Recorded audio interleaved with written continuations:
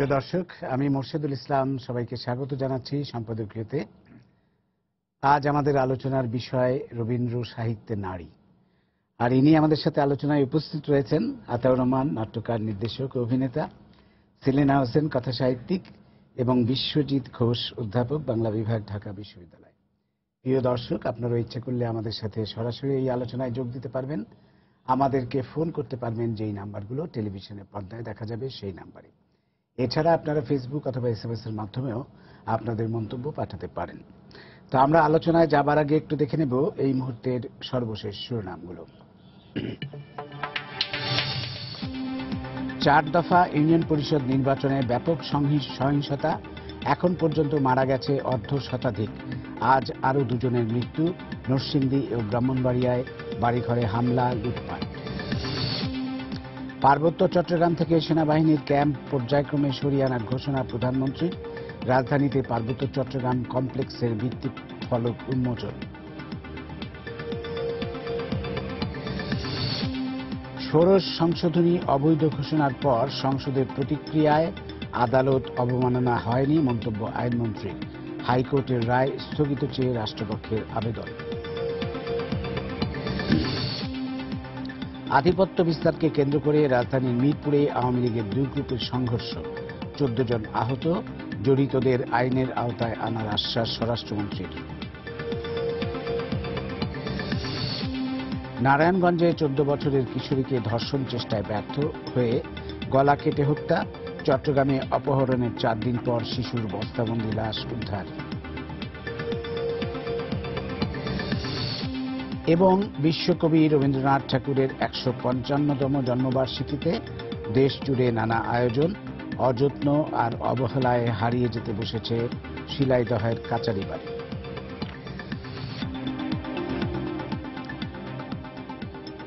আমরা এবার চলে আসবো আমাদের আলোচনায়। আমরা জানি যে আজ বিশ্বকবি রবীন্দ্রনাথ ঠাকুরের 155তম জন্মদিন এবং সেই সাথে আজকে বিশ্ব মা দিবসও।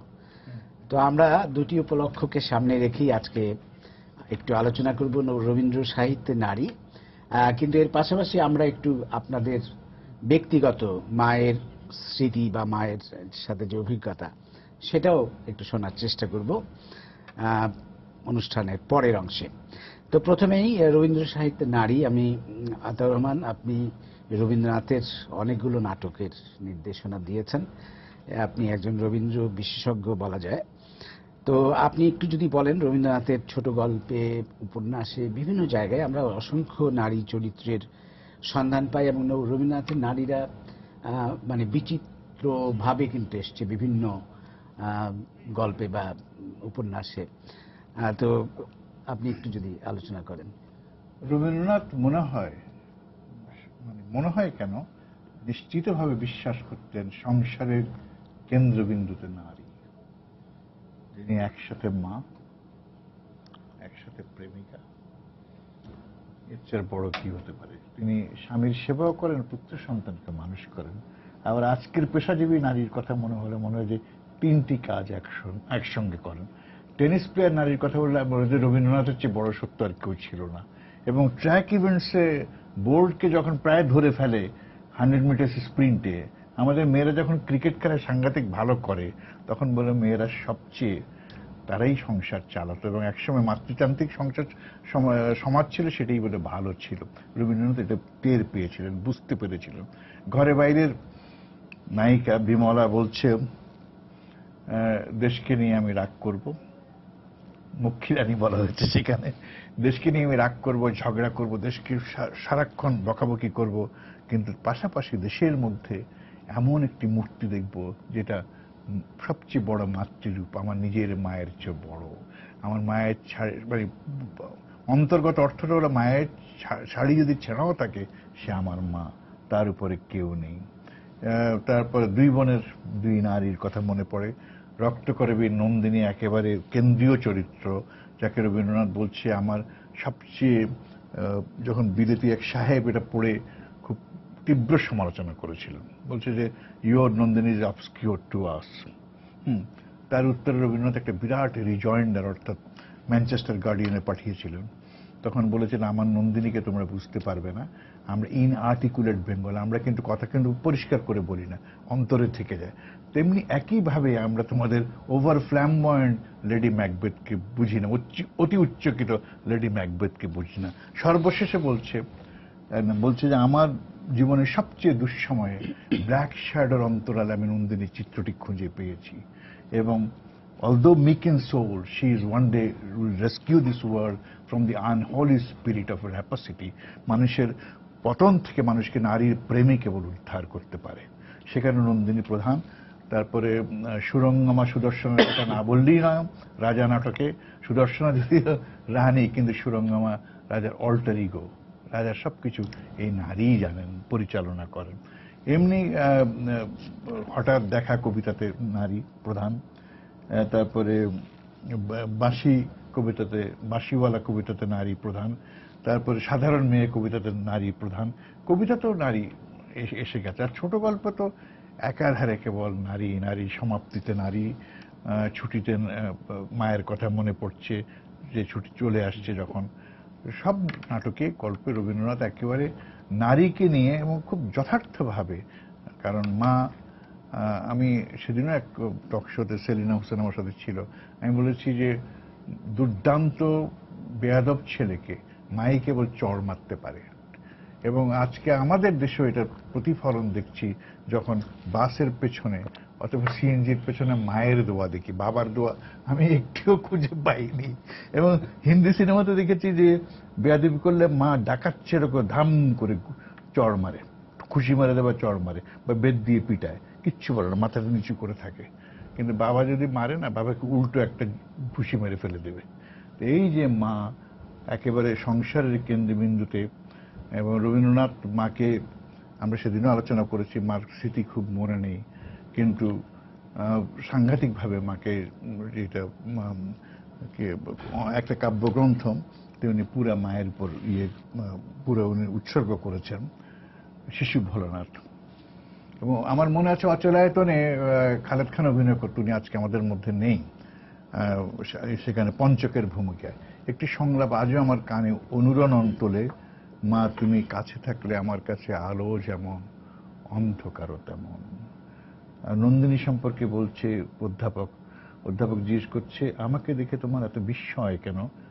অধ্যাপক বলছে সকালবেলায় ফুলের বনে যে আলো আসে তাতে আশ্চর্যের কিছু নেই, কিন্তু পাকা দেওয়ালের ফাটল দিয়ে যে আলো আসে সে অন্য কথা। তুমি এই যক্ষপুরীতে আচমকা আলো, পাকা দেওয়াল মানে ফাটা দেওয়ালের হঠাৎ করে একটা রশ্মি আসছে, আচমকা।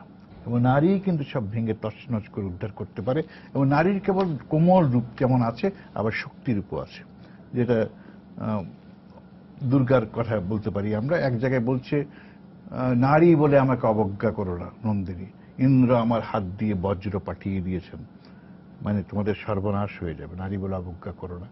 আসলে মাতৃতন্ত্র সমাজ ছিল, পুরুষ কেড়ে নিয়েছে পুরুষতান্ত্রিক সমাজে। সেটা আমরা ইবসেনের ডলস হাউসে দেখি, অনেক নাট্যকারে আমরা। এবং রবীন্দ্রনাথ একবার আচ্ছন্ন ছিলেন, আচ্ছন্ন বলবো না, খুব যথার্থভাবে তিনি তার যে নূতন বৌঠান বৌদি, তার স্ত্রী, তার মা, এদেরকে ঘিরেই রবীন্দ্রনাথের। এবং ওইদিকে ভিক্টোরিয়া ওকাম্পো আর্জেন্টিনা নারীদের কাছে, এবং আনা তার কুদ, এদের কাছে রবীন্দ্রনাথের কিন্তু। এবং যে বাড়িতে উনি ছিলেন ইংল্যান্ডে গিয়ে অল্প বয়সে গেস্ট, সেখানে দুই কন্যা ছিল, তাদের রবীন্দ্রনাথ চেয়ে বয়স অনেক বড়, তো তাদের সাথে রবীন্দ্রনাথ সারাক্ষণ কিন্তু সময় দিতেন। এবং লোকে নানা কথা বলে, যা হোক রবীন্দ্রনাথের সেটা হয়তো দেহাতীত এক ধরনের ভালোবাসা থাকতে পারে। বহু নারীকে কিন্তু তিনি অন্য রূপে দেখেছেন, একেবারে কন্যা, মা, তারপরে প্রেমিকা নয় কেন, সবকিছু তো এক নারী দেখেই নয়, পুরুষ কিন্তু এতগুলো ধারণ করে না। সেলিনা হাসান, আপনার কাছে আমি মনে করি রবীন্দ্রনাথের সাহিত্যে নারীর পরিসর অনেক ব্যাপ্ত, যে পরিসর থেকে আজকের দিনে এই সময়ে জেন্ডার ধারণাগুলো তৈরি হয়েছে এবং জেন্ডার স্টাডিজ ডিপার্টমেন্টে যা পড়ানো হয় সেই ব্যাখ্যাও রবীন্দ্রনাথের গল্পে এবং নারী পুরুষের সম্পর্কের জায়গা থেকে খুঁজে পাওয়া যায়। আমরা যদি বলি, একটু আগে আতে ভাই যেটা বললেন নন্দিনীর কথা, আমরা যদি বিনোদিনীর কথা বলি, চোখের বালি, আমরা যদি যোগাযোগের কুমুদিনীর কথা বলি, আমরা বিমলার কথা বলবো, ঘরে বাইরের। বিমলা কিন্তু এই যে ব্রিটিশ বিরোধী আন্দোলনে যুক্ত হচ্ছেন, ঘরকে বের হয়ে আসছেন, এবং মাসি কবিতা রবীন্দ্রনাথ যেভাবে বলছেন যে আমি ঘোমটা ফেলে বেরিয়ে আসা নারী, তিনি নানাভাবে নারীকে দেখেছেন। ছিন্নপত্রাবলীতে একটি চিঠিতে আছেন যে কিষাণী নারীদের কথা তিনি উচ্চ স্বরে বলছেন যে এই সব নারীদের হাত ধরে শস্য ঘরে আসছে এবং শস্যের পরিচর্যা নারীরা করছে, এই নারীকে নতুন করে সম্ভাষণ করতে হবে। তার মানে কৃষিভিত্তিক অর্থনীতির একটা জায়গা, যেটা তিনি জমিদারি সূত্রে দেখেছেন আমাদের এই ভূখণ্ড শিলাইদহ, প্রতিশর, শাহজাদপুরে, এখানেও নারীর বিস্তার তিনি দেখেছেন শস্য উৎপাদনের জায়গা থেকে। শিল্প, সাহিত্য, নাটক, কবিতা, গান সবকিছুর মধ্যে নারীর যে চিত্র তিনি এঁকেছেন, তার পরিসর, এই বড় পরিসরের মধ্যেও ব্যক্তি নারী যার দুঃখ, বেদনা, কষ্ট আছে। বিনোদিনী চরিত্র, যেমন একটি বিনোদিনী বিধবা নারী, যখন তিনি কাশী যাওয়ার কথা মনে করছেন এবং যাবেন বলে ঠিক করেছেন, যাওয়ার প্রস্তুতি চলছে, তখন আশা বলছে বিনোদিনী মহেন্দ্রকে ভালোবাসে। আধুনিক মনস্তত্ত্বের জায়গা থেকে রবীন্দ্রনাথ এই উপন্যাসকে নিয়ে এসেছেন 1901 সালে, সম্ভবত 1901 সালে এই চোখের বালি রচনা হয়েছে। সুতরাং সাহিত্যের দিক থেকে দেখতে গেলে আমরা যে শিল্পগুণের মাত্রায় যেভাবে দেখব, ব্যক্তি চরিত্রের অন্তর্দ্বন্দ্বের জায়গা থেকে, ভালো মন্দের জায়গা থেকে, প্রেম বিরহের জায়গা থেকেও আমরা নারীকে সৃষ্টি করার যে প্রবণতা, সেটা রবীন্দ্রনাথের মধ্যে অসাধারণ। কুমুদিনী যোগাযোগ উপন্যাসের পিতৃতান্ত্রিক সমাজ ব্যবস্থার বিরুদ্ধে যেভাবে অনড় অবস্থান নিয়েছিলেন তার স্বামী মধুসূদনের বিপক্ষে, এই সব কিছু আজকের দিনে যখন আমরা জেন্ডার বিশ্লেষণের কথা বলি, তখন যদি আমরা শাস্তি গল্পের চন্দরাকে ধরি, যে চন্দরার স্বামী খুন করলো, স্বামী না ভাসুর খুন করলো, ভাসুর খুন করার পরে তার স্বামী দোষটা তার উপর চাপালো। চন্দনাকে যখন বিচারে মৃত্যুদণ্ডের আগে জিজ্ঞেস করা হচ্ছে সে কাকে দেখতে চায় শেষ দেখা, সে বলছে আমার মাকে। এবং যখন সেই কর্তা বলছে যে অফিসার, তাকে বলছে যে স্বামীকে না, তখন চন্দরা বলছে মরণ। এই একটা ছোট্ট শব্দের ভিতর দিয়ে কি তীক্ষ্ণভাবে তিনি নারীর এই মর্যাদার জায়গাটি তৈরি করেছেন।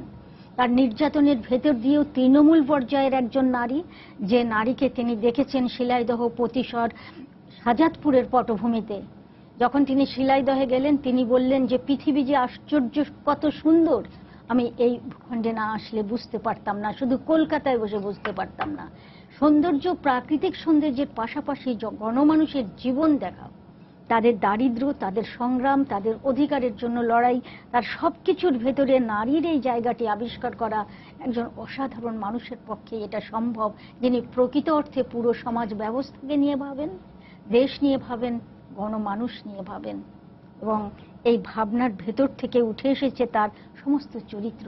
তিনি একটি প্রতিবন্ধী মেয়ে শুভা, বাক প্রতিবন্ধী শুভাকে দিয়ে তিনি একটি হালকা ভালো লাগার জায়গা তৈরি করে গল্পটি তৈরি করেছেন। এই বাক প্রতিবন্ধী মেয়েটিরও যে একটা অধিকার আছে তার জীবনের কোনো কিছু নির্ধারণ করার, সেই জায়গাটাকেও তিনি চিত্রিত করছেন এভাবে। আরো অজস্র চরিত্র আছে। এই চরিত্রের ভেতর দিয়ে আমরা যখন বিদায় অভিশাপে দেবযানীকে দেখি, যে দেবযানী কচের প্রতি প্রেম নিবেদন করছেন, যে কচ স্বর্গ থেকে এসেছে তার বাবার কাছে শিক্ষা গ্রহণ করতে, সেই জায়গাগুলো যখন দেখি এবং দেবযানীকে ওখানে দেখি, যখন কচ চলে যাবে, দেবযানীকে, আমি ঠিক মুখস্থ বলতে পারছি না লাইনগুলো, বিশ্বজিতের মনে থাকতে পারে, অভিশাপ দিচ্ছে যে তুমি কচ অভিশাপ দিচ্ছেন, হ্যাঁ, কিন্তু না, বলছে যখন তুমি পিএইচডি ডিগ্রি নিয়ে চলে যাচ্ছে স্বর্গে শুক্রাচার্যের কাছে, শিখাইবে, শিখিবে, শিখাইতে পারিবে না। এই সব চরিত্র, এই যে মানুষের আবেগের জায়গা, নারীর আবেগ জায়গা, স্ত্রীর পত্র তো একটা অসাধারণ গল্প এই অর্থে। তো তারপরে চারুলতা, হৈমন্তী, অনেক গল্প আছে। তো এই সব কিছু মিলিয়ে নারীর যে ব্যাপ্তি, বিশাল পরিসর, রবীন্দ্রনাথের সমগ্র সাহিত্যের মধ্যে সেটা খুব সুন্দরভাবে, খুব সাবলীলভাবে, সমাজ মনস্কভাবে এবং শিল্পের চর্চার মধ্য দিয়ে শিল্পিতভাবে উঠে এসেছে। এখানেই তিনি সাহিত্য এবং সমাজ বাস্তবতাকে এক করেছেন, যে এক করার মধ্য দিয়ে রবীন্দ্রনাথের সাহিত্য আজকের দিনে আমাদের সেই দেখার জায়গা, পরম গৌরবের জায়গা, যে জায়গা থেকে আমরা শুধু নারীকে নয়, আমরা পুরো জীবন ব্যবস্থার নানা দিক বের করতে পারি। জি, বিশ্বজিৎ ঘোষ, আপনার কাছে যাব। সেলিনা আপা বললেন, তবে আমি এইটা যাবার আগে একটু কথা বলিনি। শুরুতে যেহেতু সরাসরি অনুষ্ঠান আমি বলিনি তখন, যে আজকে রবীন্দ্রনাথের 156তম জন্মদিন, 155তম জন্মবার্ষিক। এই সংকটটা আমার নানা জায়গায় আজকে টেলিভিশনে আমি শুনেছি। 156তম জন্মদিন কিন্তু 155তম জন্মবার্ষিক, এটি আমরা বলে নিলাম প্রথমে, তারপরে আমি আসি সেলিনা আপার কাছে। ঠিকই বলেছেন যে রবীন্দ্রনাথ নারীকে মানুষ হিসেবে দেখেছেন, এটা হচ্ছে প্রথম। এবং সামন্ততান্ত্রিক সমাজ ব্যবস্থায় নারীর ব্যক্তিত্ব থেকে সন্ধান করেছেন। যে চন্দ্রার কথা বলা হলো, যে বিমলার কথা বলা হলো, রবীন্দ্রনাথই প্রথম বাংলা সাহিত্যে, আমি বলবো মধুসূদনের হাতে ছিটেফোঁটা আসতে শুরু করেছিল, রবীন্দ্রনাথই প্রথম নারীকে মানুষ হিসেবে কল্পনা করেছেন। এবং জেন্ডার পার্সপেক্টিভ যদি বিবেচনা করি, রবীন্দ্রনাথ নারীর মধ্যে ওই শক্তির জায়গাটাকে দেওয়ার চেষ্টা করেছেন। এক। দুই নম্বর, রবীন্দ্র সাহিত্যে নারী আর প্রকৃতি একাকার হয়ে গেছে। শোভার কথা বলা হয়েছে, শোভা বাক প্রতিবন্ধী, কিন্তু রবীন্দ্রনাথ একটি বাক্য দিয়ে প্রকৃতির সঙ্গে শোভার সম্পর্ক তৈরি করে দেন। প্রকৃতি তাহার মুখের ভাষার অভাব দূর করিয়া দেয়, আর কিছু দরকার নাই, প্রকৃতি আর শোভা এক, প্রকৃতি এবং শোভা একই সত্তা। যেমন সমাপ্তি গল্পের মৃন্ময়ী এবং প্রকৃতি একাকার হয়ে যায়, ছুটি গল্পের ফটিক এবং প্রকৃতি একাকার হয়ে যায়। একে বিচ্ছিন্ন করা যাবে না। বলাই গল্পের বলাই আর সেই গাছ একাকার হয়ে যায়, একে বিচ্ছিন্ন করা খুব কষ্টকর। নারীর বেলাও একই কথা সত্য। তৃতীয়ত, রবীন্দ্রনাথ নারীকে দুইভাবে দেখেছে। 19 শতকে রবীন্দ্র সাহিত্যের নারী আর 20 শতকে রবীন্দ্র সাহিত্যের নারীর মধ্যে আকাশ পাতাল ব্যবধান। 19 শতকে রবীন্দ্র সাহিত্যের নারী একেবারে আবেগে দ্বারা পরিচালিত, আবেগ সেখানে প্রাধান্য বিস্তার করেছে। কিন্তু 20 শতকের যে নারী, সেই নারী হচ্ছে বাস্তবনিষ্ঠ নারী, সেই নারী তার সমাজ সচেতন, সেই নারী তার জেন্ডার সচেতন নারী। এখানেই আমি মৃণালকে পাবো, এখানেই অনিলাকে পাবো, এখানেই চারুলতাকে পাওয়া যাবে, এখানেই সোহিনীকে পাওয়া যাবে, আনন্দকে পাওয়া যাবে। কিন্তু প্রথম দিককার যে নারী আবেগায়িত, কই?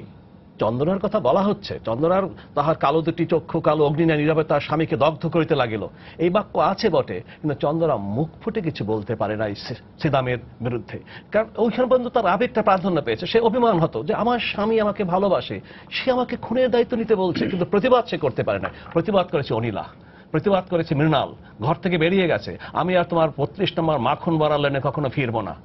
এই যে প্রতিবাদ, সোহিনী তো আরো প্রতিবাদী নারী।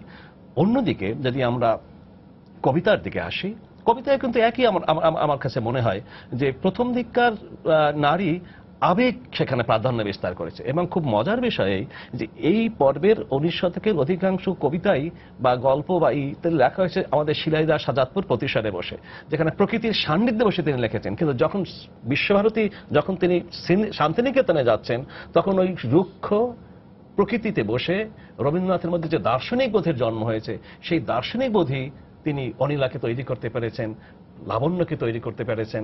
সেই দার্শনিক বোধের ফলে তার মধ্যে নতুন একটি ভাবনা এসেছে, যেটি একটু আগে আতাভাই বলেছেন, যে সুরঞ্জনা, সুদর্শনা এবং সুরঙ্গমার যে দ্বন্দ্ব, সুদর্শনা সুরঙ্গমা, এটি একেবারেই রবীন্দ্রনাথের রূপ অরূপের খেলা। এবং যত সময় পর্যন্ত আমি প্রত্যাশা করব, তত সময় পর্যন্ত আমি পাবো না।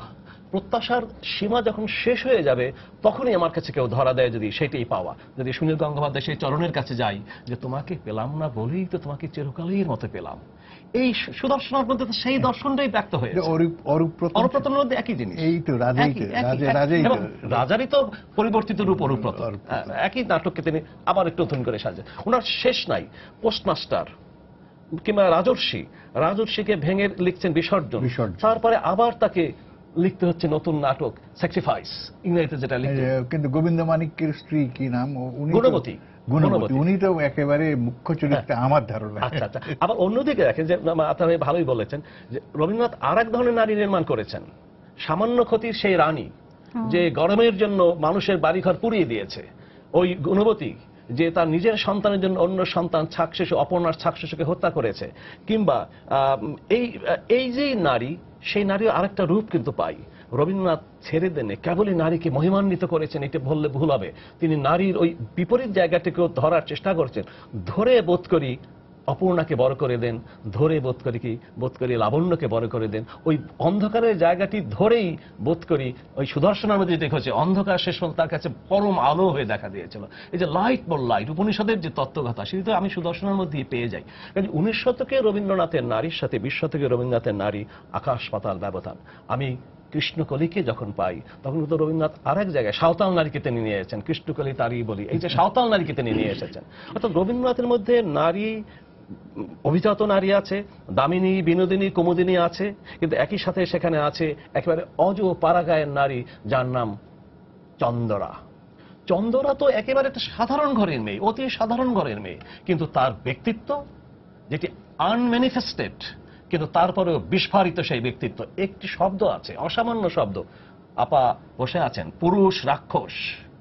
রবীন্দ্রনাথ ওই ফেয়ারি টেলসের যে গল্প, যে সোনার কাঠি রূপার কাঠি দিয়ে রাজকন্যাকে ঘুমিয়ে রাখে, রাক্ষস এসে সোনার কাঠি রূপার কাঠি পরিবর্তন করে, রাজকন্যা জেগে ওঠে। আমি কি সেই তোমার ঘরের রাজকন্যা, সেই ফেয়ারি টেলসের রাজকন্যা যাকে তুমি ঘুম পাড়িয়ে রাখবে, তুমি যা বলবে আমি তাই শুনবো, তুমি বলবে আমি খুন করেছি আমি তাই খুন করব। আমি সেই রাক্ষস নই, আমি সেই রাক্ষস দ্বারা নিয়ন্ত্রিত নারী নই। ফলে পুরুষ রাক্ষস শব্দের, এই যে ফেয়ারি টেলসের একটি শব্দকে কি অসামান্য ব্যঞ্জনায় রবীন্দ্রনাথ ব্যবহার করেছেন। আমি আর এই শব্দ দ্বিতীয়বার আগেও দেখিনি, কখনো দেখিনি, কিন্তু আমার কাছে মনে হয় অসামান্য এক শব্দ রবীন্দ্রনাথ পুরুষ রাক্ষস শব্দ দিয়ে ব্যবহার করেছেন। এই রবীন্দ্রনাথ এখন আমাদের জন্য জরুরি। এই রবীন্দ্রনাথ এখন আমাদের জরুরি, যে রবীন্দ্রনাথ নারীকে নারী ভাবেননি, নারীকে মানুষ ভেবেছেন। যে রবীন্দ্রনাথ নারীর মধ্যে ব্যক্তিত্ব করেছেন, ক্ষমতাহীনের কাছে ক্ষমতাহীন নয়। দেখেন, বারবার শাস্তি গল্প আসছে, শাস্তি গল্পের কাছে যাই। যখন সেদাম দক্ষিরাম জমিদার বাড়িতে যায়, জমিদার পরিশ্রম করায় অথচ বিকেলবেলা সন্ধ্যাবেলায় টাকা না দিয়ে গালিগালাজ করে বের করে দেয়, সেখানে সিদাম দক্ষিরাম চুপচাপ চলে আসে।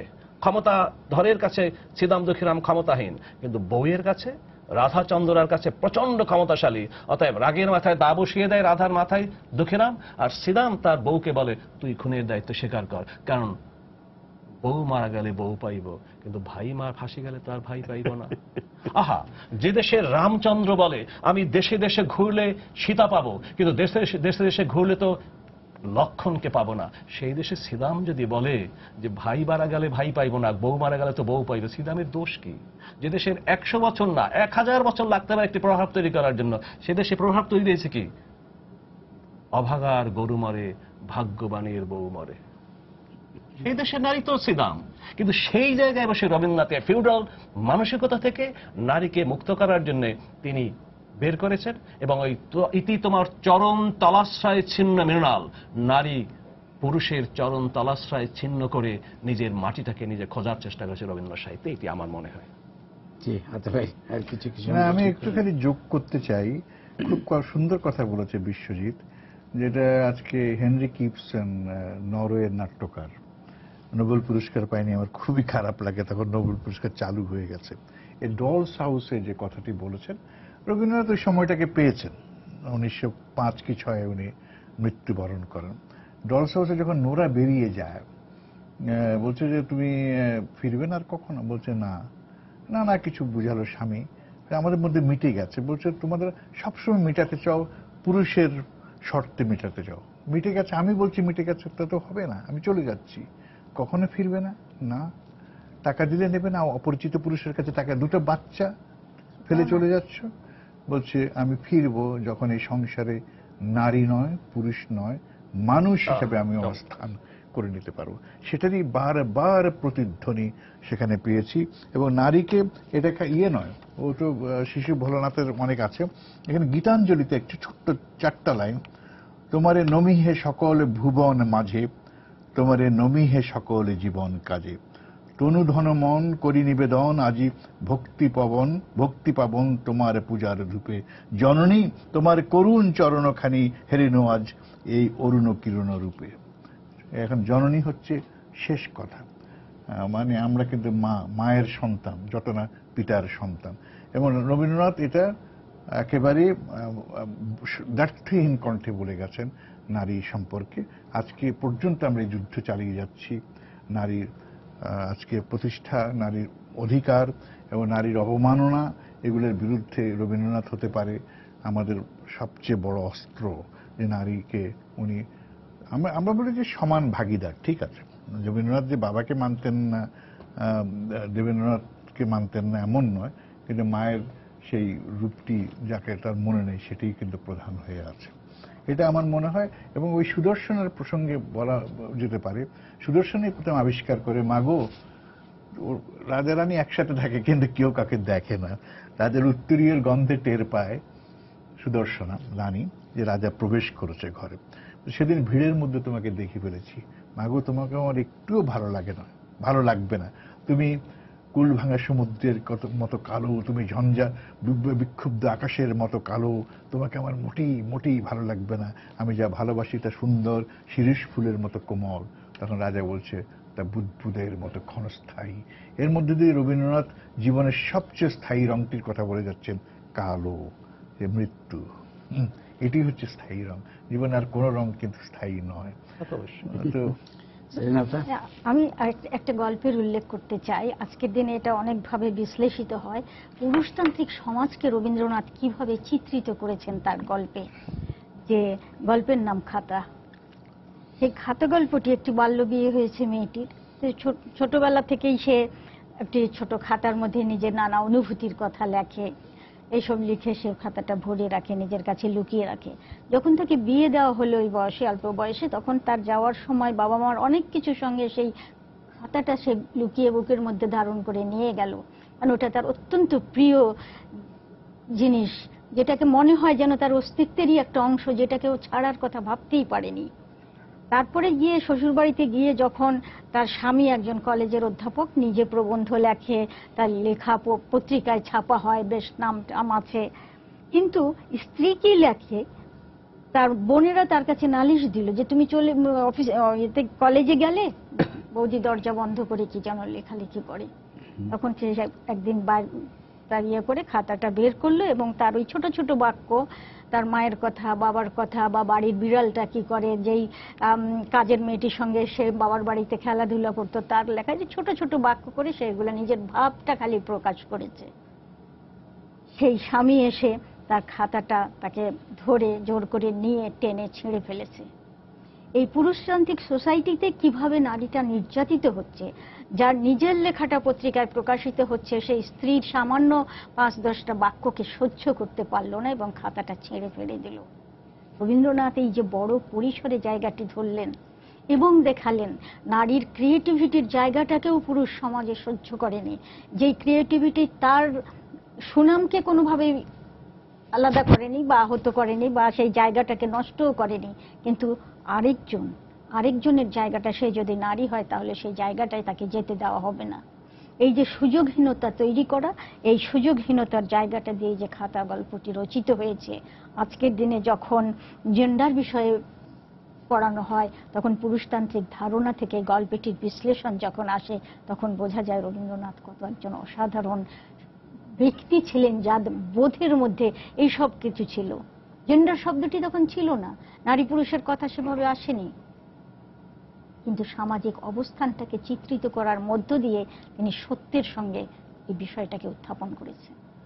জি, বিশ্বজিৎ ঘোষ কিছু সংযোজন করবেন নাকি? হ্যাঁ, বলার সুযোগ আছে। যেমন রবীন্দ্র সাহিত্যে এর মধ্যে গান একটা বড় জায়গা। রবীন্দ্রনাথ এই কথা বলেছেন যে আমার কিছু না হলেও চলবে, কিন্তু আমার গান ছাড়া তো বাঙালির দিন চলবে, যতদিন বেঁচে আমার গানটা থাকবে, কিছু না থাক। সেই গানের নারীর কেমন ছবিটা আছে? রবীন্দ্রনাথের গানে নারীর বহুমাত্রিক রূপ আছে, কিন্তু একটা চুম্বক অংশ এই যে নারী সেখানে প্রেমিকা এবং দেবীতে রূপান্তরিত। দেবতারে প্রিয় করি, প্রিয়েরে দেবতা, বৈষ্ণব পদাবলীর এই চরণ আসলে রবীন্দ্রনাথের গানের মধ্যে ঢুকে পড়েছে। যেমন যামিনী না যেতে জাগালে না কেন, বেলা হলো মরি লাজে, এ গান প্রেমের গান, যেমন এ গান একই সঙ্গে পূজার গানও বটে। এই যে নারী প্রেমিকা এবং দেবী, এই যে দ্বৈত সত্তা, সেই দ্বৈত সত্তা কিন্তু রবীন্দ্রনাথের কাছে খুব বড় হয়ে দেখা দিয়েছিল এবং এভাবেই তিনি জীবনে দেখেছেন। এক অন্যদিকে যেটি আপা বললেন যে আসলে আমাদের সমাজ ব্যবস্থায়, সামন্ততান্ত্রিক সমাজ ব্যবস্থায়, মানসিকতায় নারী সবসময়কে পুরুষের অধস্তন ভাবা হয়েছে। এখনো যে ভাবা হয় না তা তো নয়, এবার বিদ্রোহতা চলছে, যাচ্ছে, কিন্তু ভাবনাটা আসছে, তারপরেও এখনো অধস্তন। সেই জায়গায় রবীন্দ্রনাথ নারীকে ওই যদি ইংরেজিতে শব্দটা বলে বায়োলজিক্যালি না দেখে তিনি জেন্ডার পার্সপেক্টিভকে দেখেছেন বা দেখার একটা চোখ আমাদের দিয়েছেন। এই চোখটা আমাদের ছিল না।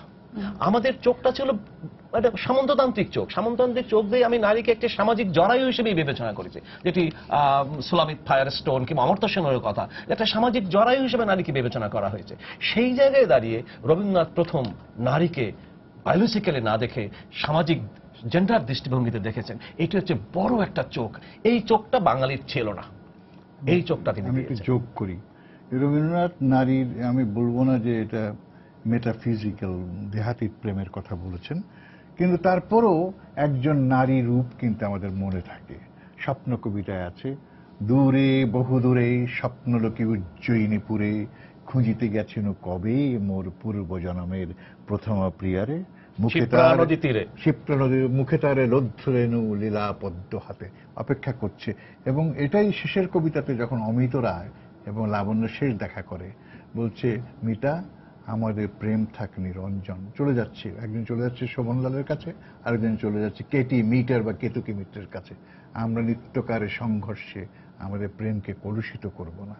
তো এই যে নিরঞ্জন প্রেম নারী পুরুষের, এটা রবীন্দ্রনাথই চিত্রিত করেছে বারবার।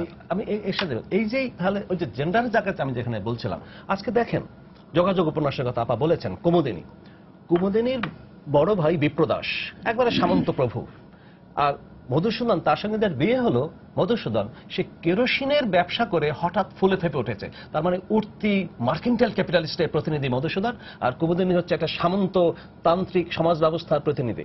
ছবি একটা এঁকেছেন কুমুদিনীর শোবার ঘর, একদিকে ইসরাস আর আরেকদিকে রাধাকৃষ্ণের যুগল পট। দুটা যায় না, ইসরাসের সঙ্গে রাধাকৃষ্ণের যুগল পট যায় না, কিন্তু রবীন্দ্রনাথ ঢুকিয়েছেন। কিন্তু শেষ পর্যন্ত রবীন্দ্রনাথের সার্থকতা কোথায় দেখেন, শেষ পর্যন্ত ওই সন্তান সম্ভাবা কুমুদিনীকে মধুসূদনের ঘরে পাঠাচ্ছেন, কারণ সমাজ সত্য এই যে মার্কেন্টাইল ক্যাপিটালিস্টের কাছে সামন্ততন্ত্রের পরাভাব ঘটবেই, অতএব মধুসূদনের কাছে কুমুদিনীর পরাভাব ঘটবেই। এখানে আবার মধুসূদন তার বুক ফেটে যায়, কুমুদিনীকে পরাভূত করতে তার বুক ফেটে গেছে, কোনো সন্দেহ নাই। কিন্তু ইতিহাসের সত্যকে, সমাজের সত্যকে তিনি বিলীন করেননি নারীকে বড় করার জন্য। এখানে আর এক রবীন্দ্রনাথ। নষ্ট নেই তাই চারুলতা অমল চলে যাচ্ছে। এবং নামটা কি আতা ভাই, চারুলতা, যে লতা পুরুষ সাপেক্ষ, পুরুষ নিরপেক্ষ লতা, মানে দণ্ড নিরপেক্ষ, মাচা নিরপেক্ষ লতা নাই। অতএব চারুলতা হয় তার ভূপতিকে লাগবে, নয়তো অমলকে লাগবে। ভূপতিও থাকে না, অমলও থাকে না, তখন চারুলতার মনে হয় যে একটা মৃত ভাণ্ড। এবং নাম কি অমল, হাঁস ওই কাদা মাটিতে খাবার খায়, মাটি মাথা ডুবায়, কিন্তু যখন তীরে আসে সব ঝেড়ে টেরে একদম পবিত্র হয়ে তীরে আসে। আমাদের অমল চারুলতাকে চিরদুঃখের অনলে ফেলে রেখে লন্ডন চলে গেল, কিন্তু অমল হয়ে গেল। আর একজন ভূপতি, নাম কি তার ভূপতি, পৃথিবীর পতি, বইয়ের খবর রাখে না, বউকে সময় দিতে পারে না, বইয়ের খবর রাখে না, অথচ নাম তার ভূপতি। আর একজনের নাম চারুলতা, যে পুরুষ নিরপেক্ষ হতে পারলো না, পুরুষ সাপেক্ষ থাকলো। কিন্তু আমার অনিলা, আমার মৃণাল, চন্দরা, আনন্দী, এরা সবাই পুরুষ নিরপেক্ষ। এই যে পুরুষ নিরপেক্ষতার জায়গাটি রবীন্দ্রনাথ শেখালেন আমাদের, এই জায়গাটি বাঙালির ছিল না, বাঙালির চোখটা খুলে দিয়েছেন এই জায়গায় আমি বলবো। নারীর একাত্ম ঘুচাবার যে ব্যাপারটা ছিল, আমরা কোনোদিন ভাবতাম না উনি গৃহবধূ, রান্নাঘরে যাবেন, রান্না করবেন, ছেলে মেয়ে উৎপন্ন করবেন এবং তাদের দেখবেন। কিন্তু যে নারীও যে একা হয়ে যেতে পারে সঙ্গ ছাড়া, এর সবচেয়ে বড় উদাহরণ বলে চারুলতা। ভূপতি এত ব্যস্ত মানুষ, তাকে সময় দেয় না। একদম শেষে তো নিঃসঙ্গ, ভয়াবহ এলিয়েনেশনের মধ্যে পড়ে গেল নিঃসঙ্গ। তো আমরা একটু রবীন্দ্রনাথ প্রসঙ্গে তো আলাপ করলাম, একটু আজকে যেহেতু মা দিবস, আমরা একটু মায়ের স্মৃতি শুনতে চাই তিনজনের কাছেই। প্রথমে আতা ভাই, আপনি যদি আপনার মায়ের স্মৃতি। মা দিবসে আমি কবিতা লেখার একটা বাতিক হয়েছে এই পরিণত বয়সে, হয় কিনা জানি না, বইও কিন্তু আমার সবকিছু মাকে উৎসর্গকৃত মনে পড়ে। আমারও তো বয়স হয়েছে, আমার মা ক্লাস 7 পর্যন্ত পড়েছিলেন সেদিনে। তখনকার দিনে তো এন্ট্রান্স ছিল, এন্ট্রান্স পাস করা খুব দুরূহ ব্যাপার ছিল, আজকে যেটা এসএসসির সমতুল্য। মা আমাকে পূজারিনী কবিতা পড়ে শোনাতেন কোলে বসিয়ে, আর একটু বড় হলো শোনাতেন। তো সেদিন পড়তে পড়তে কেঁদে দিতেন যে শ্রীমতী নামে সে দেশী পুণ্য সতীর শরীরে নাহিয়া পুষ্প প্রদীপ থালায় বাহিয়া, যে অজাতশত্রুর একেবারে হুকুম তোয়াক্কা না করে উনি বুদ্ধের স্তূপে অর্ঘ্য রচনা করেছিলেন এবং পাষাণ, তারপরে মারা গেলেন উনি।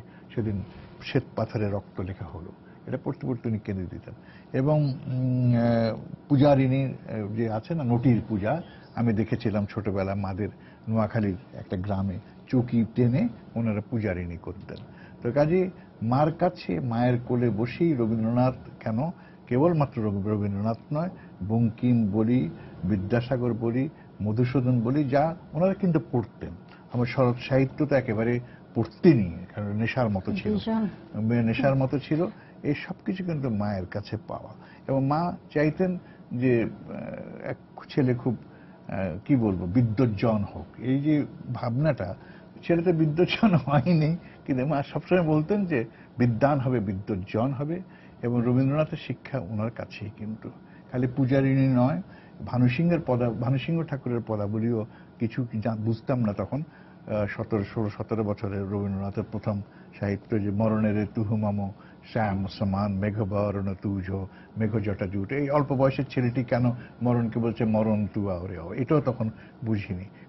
5 বছর পরে বলছে মরিতে চাই না আমি সুন্দর ভুবনে। রবীন্দ্রনাথ এটি খুব বড় জায়গা, যে একেবারে যাকে বলে পরিবর্তনের মধ্য দিয়ে, পরিবর্তনের স্রোতে আমি যাই ভেসে কালের যাত্রায়। এটা হচ্ছে রবীন্দ্রনাথের। কোনো জায়গায় ওই যে মৌলবাদটা কি আসলে, কোনো জায়গায় জগদ্দল পাথরের মতো সেটে থাকা, রবীন্দ্রনাথ এটার বিরুদ্ধে প্রতিনিয়ত। যদি বলি যে না আমি থাকবো, আমার প্রতিজ্ঞায় থাকবো, সেটা কিন্তু মৌলবাদ হয়ে যায়। আমি সময়ের সঙ্গে, মানুষের সঙ্গে, দেশের সীমানার সঙ্গে আমি মৃত্যুর আগ পর্যন্ত পরিবর্তিত হয়ে থাকবো, এবং সবাইয়ের মানুষ হয়ে, সবাইয়ের ভালোবাসার পাত্র হয়ে, দেশপ্রেমে মগ্ন হয়ে, চলাচল প্রেমে মগ্ন হয়ে, এবং আমার মানুষের প্রেমে মগ্ন হয়ে আমি মরবো, পৃথিবী থেকে বিদায় নেব। এটি রবীন্দ্রনাথের শিক্ষা, এবং মায়ের শিক্ষা এই ছিল আমার জীবনে। আমার মাকে নিয়ে আমার শৈশবের একটি স্মৃতি আছে। আতা ভাইয়ের মায়ের কথা বললেন, 7-এ পড়েছে। আমার মাও হয়তো প্রাথমিক স্কুলটাই শেষ করেছিলেন, তারপরে আর পড়ালেখা হয়নি, কিন্তু খুব পড়ুয়া টাইপ ছিলেন। অনেক বই পড়তেন, বিশেষ করে শরৎচন্দ্রের উপন্যাস। রবীন্দ্রনাথ একটু কম, কারণ তিনি উপন্যাস বেশি ভালোবাসতেন। আর রবীন্দ্রনাথের উপন্যাস সেই সময় যখন আমরা বগুড়া একটি জায়গায় থাকতাম, এখন যেটা বনানী হয়েছে পর্যটন কেন্দ্র, সেই জায়গাটার একটা গ্রাম ছিল গন্ডগ্রাম। আমার বাবার চাকরি সূত্রে সেখানে থাকতাম, তো বইও কম পাওয়া যেত সেই সব কারণে। তো আমি যেটা মায়ের স্মৃতি প্রবলভাবে আমাকে টানে, সেটা হলো যে তিনি কঠিন সিদ্ধান্ত দেওয়ার মানুষ ছিলেন এবং কখনো কোনো ভুল স্টেপ ফেলেননি। আমার এখনো মনে আছে, বগুড়ার সেই সময় সেই জায়গায় আমার বড় 2 বোনের স্কুলে যাওয়ার তেমন কোনো সুযোগ ছিল না, ওদেরকে ভারতেশ্বরী হোমসে ভর্তি করা হয়েছিল, আমার আব্বা নিয়ে যেতেন।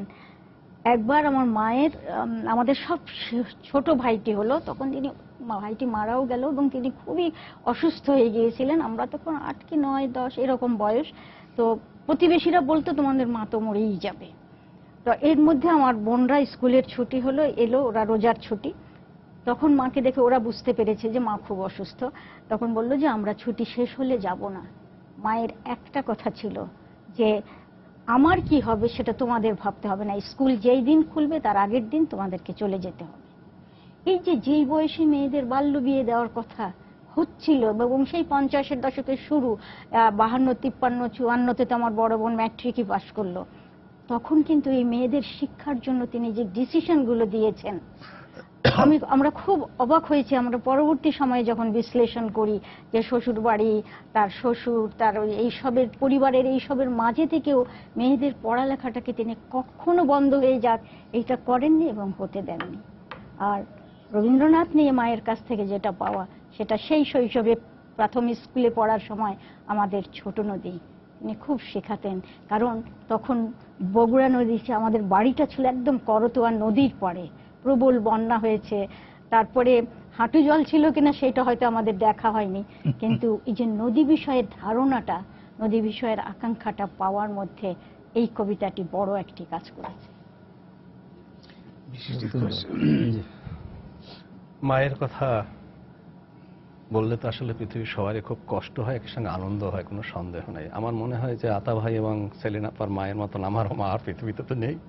উনি 2011 সালে মারা গেছেন 87 বছর বয়সে। কিন্তু মায়ের কথা মনে হলে আমার কতগুলো কথা মনে হয়। আজকে যেহেতু রবীন্দ্র জয়ন্তী, অতএব প্রথমেই মনে হয় এই কথা যে আমি জীবনে প্রথম যে বই উপহার পেয়েছি সেটি চয়নিকা, এবং মা আমাকে দিয়েছেন। একটা পুরানা বই আমাদের বাড়িতে ছিল, সেইটা বলছে এইটা এখন তুমি পড়ো। এই তো এখন আমি বড় জোর ক্লাস 4-এ পড়ি, যতটা স্মৃতিতে পড়ে। আমার মা খুব আমাদের বরিশাল বাড়ি বলে নদী প্রধান দেশ, ফলে নৌপথটাই ছিল ওই সময়কার প্রধান পথ। মায়ের সাথে যখন যেতাম মামা বাড়ি, সেই স্মৃতিটা আমার খুব আসে। নদীতে উঠলে পরই মার পৃথিবীতে মাঝি ছাড়া বাবা বলে কেউ নাই, মাঝিকে শুধু বাবাই ডাকতেন, এবং বাবার নৌকাটা তীরে রাখবা, দূরে নেবার, কালই বারবার বলতেন একটু ঢেউ উঠলেই বাবা এবারে বাঁচাও, মাঝিকে বাবা বলতেন মা। এটা আমার খুব মনে পড়ে। আর একটা জিনিস, পত্রিকা পাঠ। মা বই আমি পড়তে খুব যে দেখেছি আমার মনে নাই, কিন্তু আমরা ঢাকা থেকে তখন বরিশালে পত্রিকা যেত একদিন পরে, অর্থাৎ 19 তারিখের পত্রিকা পড়তাম আমরা 20 তারিখ দুপুরের পরে পেতাম। রাত্রেবেলা সব কাজ শেষ করে হারিকেন জ্বালিয়ে মা পত্রিকা পড়ছেন, পুরো সব পত্রিকা বসে বসে পড়বেন, হয়তো 2টা, 2:30, 3টা। তারপরে পরের দিন ভোরবেলা বলবেন কোথায় কি হলো, কোথায় কি, এইসব আবার জিজ্ঞেস করতেন। এইটা আমার এখনো স্মৃতিতে খুব কারে, এবং এটি আমি তার মৃত্যুর আগ দিন পর্যন্ত দেখেছি। পত্রিকা পাঠ তার একদম একটা স্বাভাবিক, যে আমাদের পত্রিকা পাঠ করতে বলতে এইটা পড়বা, না পড়লে কিছু জানবে না। তখন তো রেডিও টেলিভিশন ওইভাবে ছিল না। আরেকটা জিনিস খুব মনে পড়ে স্মৃতি, যখনই আমি কলা কিনি তখন আমার মনে হয় মা যদি পুজোর জন্য কলা কিনতে দিতেন, তখন বাজার থেকে কলা কিনে আনতাম বা পুজোর উপকরণ কিনে আনতাম, অর্ঘ্য যেগুলো, আনার পরই আর ব্যাগটা আমাকে ধরতে দিতেন না। আমি কিন্তু কিনে আনলাম, ব্যাগ আমাকে আর ধরতে দেবে না, ওটা আমি ছুতে পারবো না, স্পর্শ করতে, ওটা পবিত্র একটা জিনিস হয়ে গেল। আমি বললাম মা, জিনিসটা তো আমি কিনে আনলাম, যে বিক্রেতা তার ধর্মমত আমি জানি না, তুমিও জানো না, তো আমাকে এটা দিচ্ছ না কেন ধরতে? বলে যে বিশ্বাস প্রধান, এখন আমি বিশ্বাস করছি এটা পবিত্র হয়ে গেছে, এখন আর তুমি এটা ধরতে পারবে না, তুমি বিশ্বাসের সঙ্গে প্রতারণা করতে পারো না। এটি আমার কাছে খুব কানে বাজে। এই যে বিশ্বাসটা খুব বড়, আমাদের বিশ্বাসটা হারিয়ে গেছে, এবং ওই জায়গাটিকে আমি খুব পজিটিভ ওয়েতে আমি দেখি। এই যে আমি জিনিসটা কিনে আনছি, এরপরে মা আমাকে স্পর্শ করতে দিচ্ছেন না, অর্থাৎ তার বিশ্বাসের জায়গাটা হচ্ছে যেটি আমি পুজোতে দেব, এই উপকরণের সাথে আমার ছেলে আর এটা ধরতে পারবে না, যদিও সে কিনে এনেছে। এই জায়গাটা আমার কাছে খুব তাৎপর্যপূর্ণ মনে হয়, মায়ের স্মৃতি যখনই মনে হয় এইটা। এছাড়া শৈশবে দেখেছি স্বাধীনতাটা আমি আমার মায়ের কাছ থেকে পেয়েছি। আমি হয়তো আমার সন্তানকে অনেক সময় বাধা দেই, এটা করো না, না বারবার বলতে হয়। আমাদের সবাই না বলতে বলতে অভ্যস্ত হয়ে গেছে। হ্যাঁ এইটা করো, ওই নতুন জামাটা পরো, কার্টুন দেখো, বাইরে যাও, খেলতে যাও, জামা ছিঁড়ে ফেলো, জামা ধরতে পারবে না, কার্টুন দেখতে পারবে না, ছবি আঁকতে পারবে না। এই যে না না না শুনতে শুনতে একটা আমরা অতিষ্ঠ। তা আমার শৈশবে আমার মনে হচ্ছে যা খুশি থেকে করতে পারতাম, মা খেয়াল করতেন না, যা খুশি থেকে। এটা একদম ভালোই হয়েছে আমার মনে হয়। তবে আমার খুব কষ্ট হয় যে দু এক সময় নিজে নিজে ভাবিও যে 2011 সালে যে মা মারা গেলেন, আমি মাত্র একদিন তাকে স্বপ্নে দেখেছি, আর আমি কেন তাকে আর স্বপ্নে দেখি নাই, তোমার খুব মনে হয় কখনো কখনো। হ্যাঁ, আমাদের কিছু সময় আরো আছে। আমি একটু যোগ করতে চাই। আমি কিন্তু রান্নাঘরের কাজ খুব ভালো জানি। এটা কি রান্নাবাড়ি করতে পারেন? রান্নাবাড়ি করতে পারি, এবং আমার মার হাতে যে কবে যে আপা নিয়ন্ত্রণ পাবো কি জানি না, বলতে যে মুরগি কাটা, মুরগি কোটাটা খুব কঠিন, ক ভাগ হবে, রোস্টের মুরগি একরকম, আর এটা হলে 8 ভাগ হয়। এগুলো রান্নাঘরে বসে এগুলো মা শিখিয়েছে, এবং এটা আমার নেশার মতো ছিল। বাজার করতে শিখিয়েছে, হয়তো 1.5 টাকা হাতে দিয়ে তখনকার দিনে রিয়াজউদ্দিন বাজার চট্টগ্রামে পাঠাতো, এবং আমার নানি আসলে আরো ধুমধাম। 1.5 টাকা 2 টাকা তখনকার বেশ ভালোই পয়সা, এবং মাংস কুটা, মাছ কুটা, এগুলো একটা পুরুষ মানুষের তো হয় না। আর একটা আমি পড়ছি, আমি কোনো সাহিত্যের ছাত্রও না, লেখাপড়া তেমন ভালো না, খুব থাকতেন যে খারাপ রেজাল্ট করবে। রসায়ন শাস্ত্রের পরীক্ষা বলছে, ছোট ভাইকে পাঠিয়ে দিলেন মুজিবুর রহমান দিলুকে, যা তো কার্জন হলে যা, তোর ভাই কেমন পরীক্ষা দিচ্ছে। তো হয়তো মেলা ছেলেরা পরীক্ষা দিচ্ছে, বলছে ভাইজান বলতো আমাকে সব ভাই বোনেরা। ভাইজানকে দেখলাম সাদা হাত দিয়ে দিয়ে খুব সুন্দর করে লিখছে, কি দেখে এসে বলতো কে জানে, আমি হয়তো কিছুই লিখছি না আর কি। তো এইসব মা যে কি যে সারাক্ষণ ছেলে মেয়ে নিয়ে ব্যস্ত থাকতেন, 6 ভাই 2 বোনকে নিয়ে সারাক্ষণ নিমগ্ন হয়ে থাকতেন, যে এরাই সব, এবং সব হাতের কাজ শিখিয়েছিল, ঘর পরিষ্কার থেকে রান্না বাড়া সবকিছু শিখিয়েছিল। সেটা খুব ভালো লাগে, এখন কাজে লাগছে এই বুড়ো বয়সে এসে। সেলিনা আপা, এবার আমরা একটু মাতৃত্ব নিয়ে কথা বলি। মানে আপনি নিজে একজন মা, আপনার সেই মাতৃত্বের অনুভূতি, প্রথম মা হওয়ার অনুভূতিটা কেমন ছিল? আমি আমার 3টি সন্তানের জন্ম দিয়েছি, এবং 3টি সন্তান 3 পদ্ধতিতে জন্মগ্রহণ করেছে।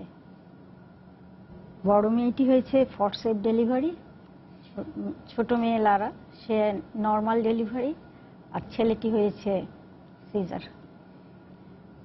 এই মাত্র 3টি বাচ্চাকে 3 পদ্ধতিতে জন্ম দেওয়ার ফলে আমার মনে হয় আমি মাতৃত্ব অর্জনের যে জায়গাটাকে আমি বিচিত্রভাবে দেখেছি, এবং আমার মনে হয় এই 3টি পদ্ধতিতেই যে সন্তানের জন্ম হয়, এই 3টি পদ্ধতির মধ্যে সন্তানের সঙ্গে সম্পর্কের একটি জায়গা তৈরি হয়। এবং যখন আমার বড় মেয়েটির জন্ম হয় তখন আমি বুঝতেই পারলাম না যে লেবার পেইন কি, কারণ ওকে ফরসেপ ডেলিভারি করানো হয়েছে, আমার পেইন ছিল না বলে। যখন পেইনের মানে লারার জন্ম হয় তখন আমার প্রচন্ড পেইন ছিল এবং সে নর্মাল ডেলিভারি হয়েছে। আর তৃতীয় বাচ্চাটি জন্মের পর আমি আর ও দুজনেই প্রায় মৃত্যুর মুখে চলে গিয়েছিলাম। খুবই খারাপ অবস্থা হয়েছিল আমাদের নানা কারণে, শারীরিক নানা কারণে। আমি ডাক্তারকে বলছি যে আমার বাচ্চাটি নড়াচড়া বন্ধ হয়ে গেছে, ওকে বের করে ফেলেন। ডাক্তার রাজি হচ্ছে না, সেই 1977 সালের কথা। আমি বললাম যে আমি বাচ্চাটি চাই, আমার সিজার হবে কি হবে না, আমি এই অপারেশনকে ভয় পাচ্ছি না। কিন্তু আমার বাবা আর বাচ্চার বাবা ডাক্তারকে বোঝালো যদি আর 2-1 দিন ওয়েট করলে ওর যদি একটা নর্মাল ডেলিভারি হয় সেটাই বোধহয় ভালো। তখন ওই সময়ে অপারেশন অনেকে ভয় পেত নানা কারণে। কিন্তু এই যে আকাঙ্ক্ষাটা তীব্র হয়ে উঠলো, আমার নিজের জীবন সেখানে তুচ্ছ হয়ে গেল।